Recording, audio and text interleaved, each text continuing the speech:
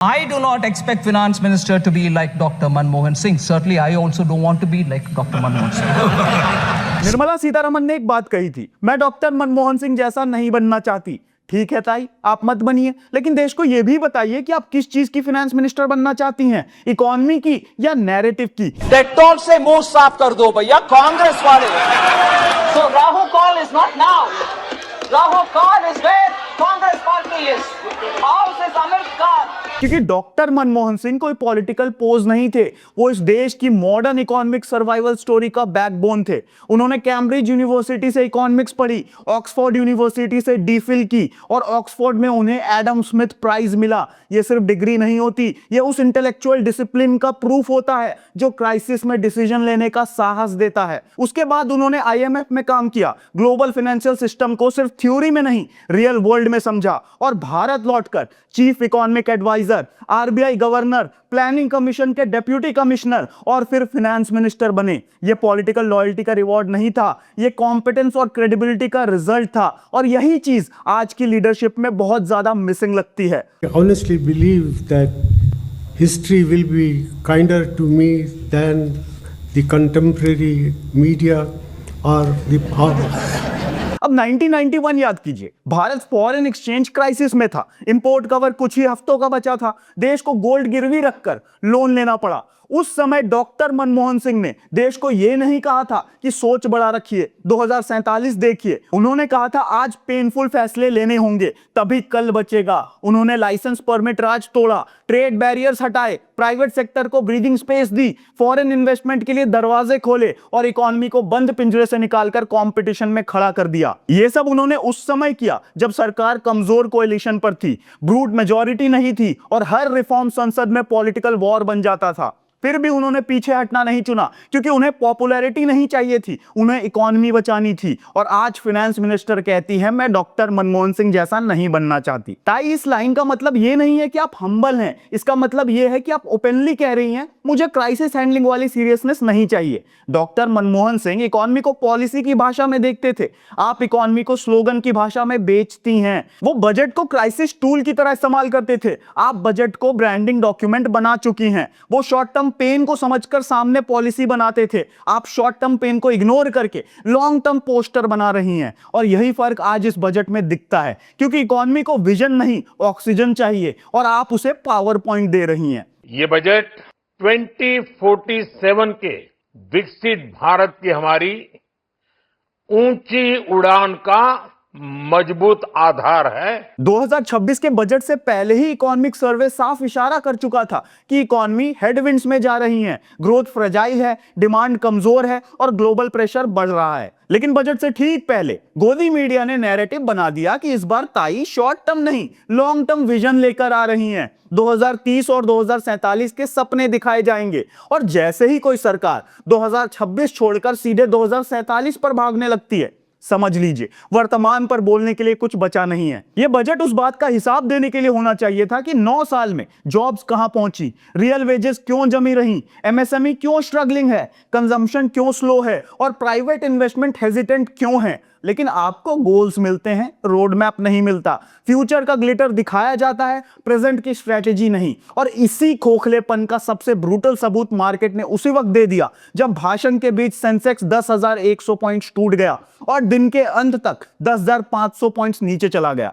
यह सिर्फ गिरावट नहीं थी, यह वर्डिक्ट था। यह सिर्फ सेंसेक्स की कहानी नहीं थी, मिड कैप और स्मॉल कैप दोनों सेगमेंट्स अंडर परफॉर्म कर गए। डिफेंस, मेटल, पीएसयू और बैंकिंग जैसे सेक्टर्स में साफ गिरावट दिखी और इंडिया वीआईएक्स तेजी से उछल गया। मतलब मार्केट सिर्फ गिर नहीं रही थी, मार्केट डर रही थी। यह रिएक्शन किसी अफवाह से नहीं आया था, यह रिएक्शन सीधे निर्मला ताई के बजट सिग्नल से आया था। मार्केट साफ कह रही थी हम हेडलाइन से नहीं चलते, हम भरोसे से चलते हैं। और भरोसा तब टूटता है जब स्पीचेस में गोल्स हों, अनाउंसमेंट्स हों, लेकिन एग्जीक्यूशन का मैथ्स ना हो। इस बजट को सुनकर एक अनकंफर्टेबल सच्चाई सामने आती है, यह बजट या तो ऊपर बैठे 0.5% कैपिटल ओनर्स के लिए बना है या नीचे वोट ड्रिवन गरीब तबकों के लिए। बीच में जो सैलरी से ईएमआई देता है, जीएसटी भरता है, इन्फ्लेशन झेलता है, टैक्स स्लैब में पिसता है और जॉब इनसिक्योरिटी में जीता है, उसके लिए प्रैक्टिकली कुछ नहीं है। ना उसके लिए रिलीफ है, ना एमएसएमई के लिए डिमांड पुश, ना सैलरीड क्लास के लिए कॉन्फिडेंस बूस्ट, और मजे की बात यह है कि मिडिल क्लास के लिए डोमेस्टिक रिलीफ नहीं है। लेकिन फॉरेन ट्रैवल करने वालों के लिए सरकार ने टीसीएस का बोझ हल्का कर दिया।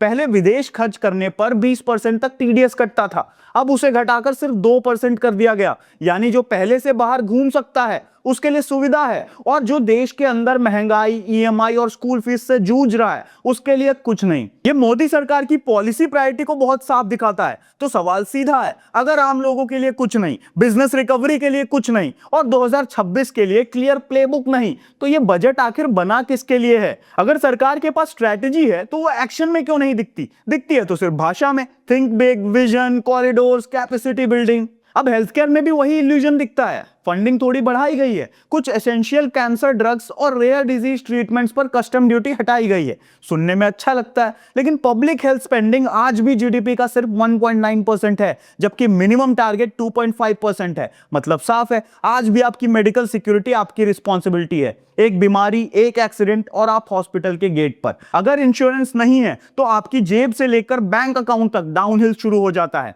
और यही असली आयरनी है, मोदी सरकार पब्लिक हेल्थ सिस्टम मजबूत करने की जगह लोगों को धीरे धीरे प्राइवेट सेफ्टी नेट की तरफ धकेल रही है।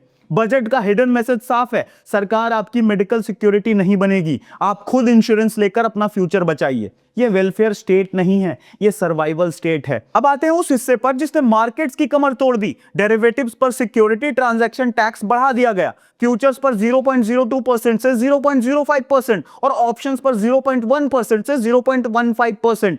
सरकार कहती है लोगों की भलाई के लिए। सरकार का खुद का डेटा बताता है कि करीब 1 करोड़ लोग F&O ट्रेड करते हैं, जिसमें 93% को नुकसान होता है और एवरेज लॉस करीब 1.1 लाख रुपीस है। लेकिन सवाल ये नहीं है कि लोग नुकसान करते हैं, सवाल ये है कि अगर सच में प्रोटेक्शन चाहिए थी तो टैक्स क्यों बढ़ाया गया, मार्जिन रिक्वायरमेंट्स क्यों नहीं बढ़ाई गई, पोजीशन लिमिट्स क्यों नहीं आई और रिस्क कंट्रोल्स क्यों नहीं सख्त किए गए? क्योंकि ये प्रोटेक्शन नहीं था, ये कलेक्शन था। और जब मार्केट पहले से वीक हो, कॉन्फिडेंस शेकी हो और फॉरेन फ्लोज टाइट हो, तब आईसीयू में पड़े मरीज के साथ कुश्ती खेलना भलाई नहीं होता। इसलिए मार्केट ने इसे पॉलिसी सपोर्ट नहीं, पॉलिसी रैंसम समझा। मिड कैप, स्मॉल कैप और कई सेक्टर्स एक साथ लाल हो गए। ये सिर्फ गिरावट नहीं थी, ये भरोसे की जीत थी। अब उस फैसले पर आइए जो हेडलाइंस में छोटा लगता है लेकिन लॉन्ग टर्म में इन्वेस्टर कॉन्फिडेंस की रीढ़ तोड़ देता है। Sovereign gold bond, secondary market से खरीदे गए एसजीपी पर अब पूरा टैक्स लगेगा। आपने जिस इंस्ट्रूमेंट को लीगल और टैक्स फ्री मानकर खरीदा था,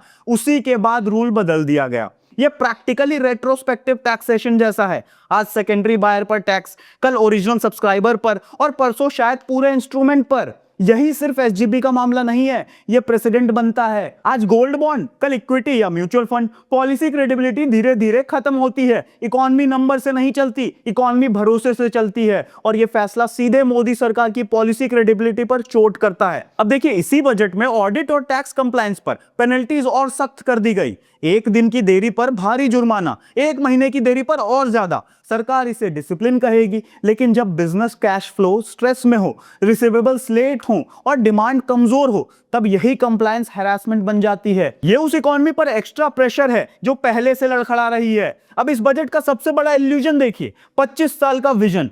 इस साल का बजट कम दिखता है, अगले 25 साल का पोस्टर ज्यादा दिखता है। शॉर्ट टर्म टैक्स रिलीफ नहीं, शॉर्ट टर्म डिमांड रिवाइवल नहीं और शॉर्ट टर्म क्राइसिस हैंडलिंग नहीं। इंफ्रास्ट्रक्चर, कैपेसिटी बिल्डिंग और लॉन्ग टर्म कॉरिडोर्स, बस यही कहानी है। कैपिटल एक्सपेंडिचर बढ़ाया गया है और रेलवेज में 7 high speed passenger corridors announce कर दिए गए। सुनने में शानदार लगता है, लेकिन पैसा कहां से आएगा, टेक्नोलॉजी कौन देगा, रिस्क कौन उठाएगा और प्राइवेट पार्टिसिपेशन होगा या नहीं? इन बेसिक सवालों में कोई जवाब नहीं दिया गया। जिस स्पीड से Mumbai Ahmedabad bullet train project चला है, उसे देखकर साफ है कि डिलीवरी नहीं, हेडलाइन मैनेजमेंट है। अब यही पैटर्न रेयर अर्थ कॉरिडोर्स में भी दिखता है। ओडिशा, आंध्रा, केरला और तमिलनाडु में चाइना की मोनोपोली तोड़ने की बातें की जाती हैं, लेकिन फंडिंग स्ट्रक्चर, एग्जीक्यूशन एजेंसी और टाइमलाइन तीनों गायब हैं। हेडलाइंस में स्ट्रेटेजिक ऑटोनॉमी बिक रही है, लेकिन फाइल्स में सिर्फ इंटेंशन रखा गया है, एग्जीक्यूशन नहीं। मैन्युफैक्चरिंग में भी वही कहानी है। मेक इन इंडिया और आत्मनिर्भर भारत के फेलियर्स को मोदी सरकार स्वीकार तक नहीं करती। फेलियर एक्सेप्ट किए बिना रिफॉर्म नहीं होता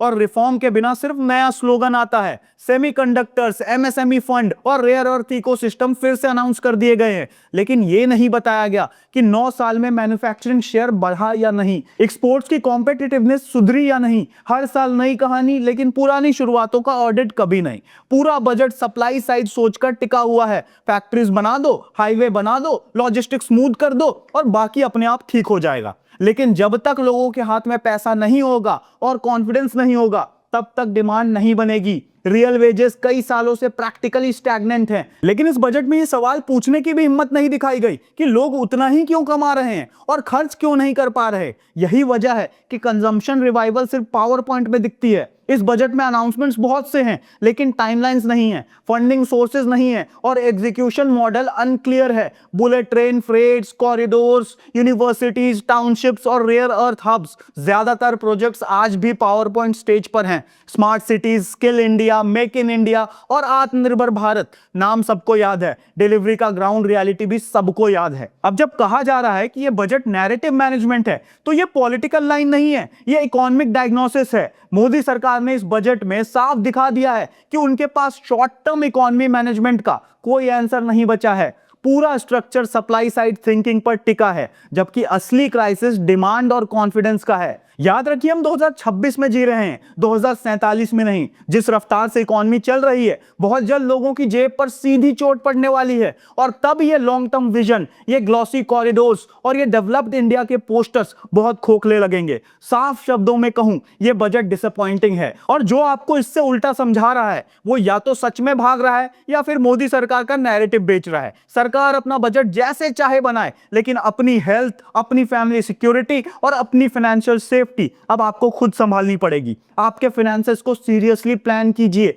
और अनसर्टेनिटी के लिए खुद को तैयार रखिए, क्योंकि इस बजट में यह उम्मीद करना कि सिस्टम आपकी गारंटी बनेगा, तो आप हकीकत से बहुत दूर हैं। दिस वॉज नो नॉनसेंस, मुद्दे की बात बिना बकवास।